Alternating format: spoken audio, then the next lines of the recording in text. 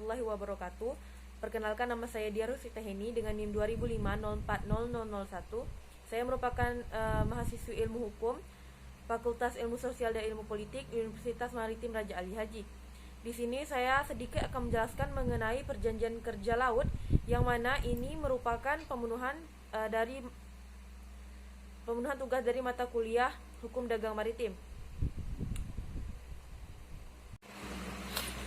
Langsung saja ke pengertian perjanjian kerja laut, di mana perjanjian kerja laut itu ialah perjanjian perorangan yang ditandatangani oleh pelaut Indonesia dengan pengusaha angkutan di perairan berdasarkan Peraturan Presiden Republik Indonesia Nomor 7 Tahun 2000 tentang kepelautan.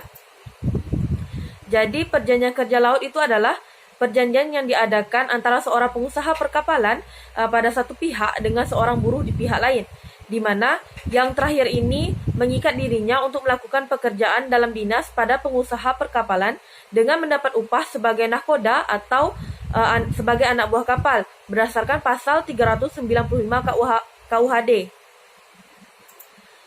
Tujuan diadakannya perjanjian kerja laut yaitu untuk mengetahui jabatan pelaut di atas kapal. Yang kedua itu untuk mengetahui besarnya gaji pelaut yang akan diterima. Yang ketiga, sebagai bahan pengaduan apabila terjadi sengketa. Dan yang terakhir itu sebagai pengesahan awak kapal telah terikat kontrak kerja dengan perusahaan yang disahkan dan diketahui oleh Syah Bandar. Ada beberapa perjanjian kerja laut, di mana yang pertama itu ialah perjanjian kerja laut untuk waktu yang tertentu, perjanjian kerja laut untuk satu perjalanan atau lebih. Dan yang terakhir itu perjanjian kerja laut untuk waktu yang tidak tertentu. Perjanjian kerja laut ini ditandatangani oleh pelaut sebagai buruh, pemilik kapal sebagai majikan, dan harus diketahui oleh penjabat yang ditunjuk langsung atau penjabat yang berwenang. Jadi perjanjian kerja laut ini dibuat dalam 4 rangkap, yaitu untuk pelaut yang bersangkutan, untuk pemilik kapal, untuk nahkoda kapal, dan untuk penjabat yang berwenang. Jadi perjanjian kerja laut ini harus memuat hak dan kewajiban dari masing-masing pihak, antara lain itu meliputi upah atau gaji dari yang bersangkutan, penunjukan kapal, perjalanan pelayaran, kedudukan awak kapal, jenis pekerjaan, hari libur, dan yang terakhir itu pemutusan hubungan kerja. Jadi perjanjian kerja laut itu tidak diwajibkan bagi pelaut yang bekerja pada kapal motor yang berukuran kurang dari GT 35 dan kapal motor kapal layar yang ukurannya itu kurang dari GT 105 dan kapal untuk pelayaran percobaan.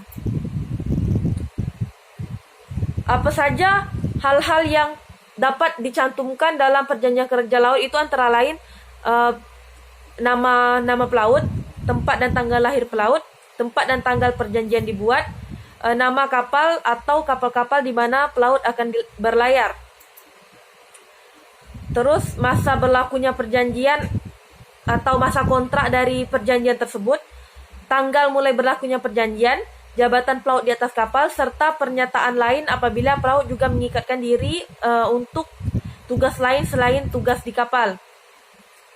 Selanjutnya juga di hadapan siapa perjanjian itu ditandatangani atau nama Syah Bandar yang melakukan atas persetujuan dari Syah Bandar, gaji pelaut dan tunjangan-tunjangan yang menjadi hak pelaut, hal-hal mengenai pemutusan hubungan kerja, tanda tangan pelaut, pengusaha, dan Syah Bandar.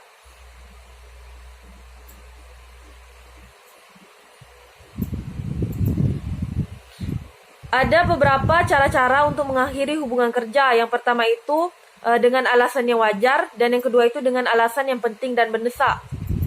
Kalau dengan alasan yang wajar, itu seperti pelaut meninggal dunia atas persetujuan kedua belah pihak, atau apabila saat melakukan perjanjian itu tidak sah, atau salah satu pihak tidak setuju selama dalam masa percobaan. Dan yang terakhir itu perusahaan dilikuidasi.